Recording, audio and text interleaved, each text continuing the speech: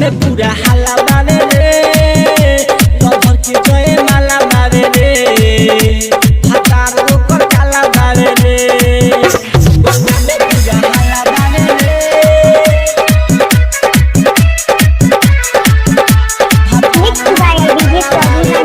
Kamlesh recording studio Mohammadpur.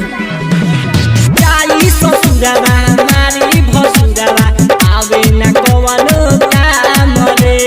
छोड़ देनी जब से खुशबानी तब से गौवा में रही बाबा नाम रे गौवा में रही बाबा नाम रे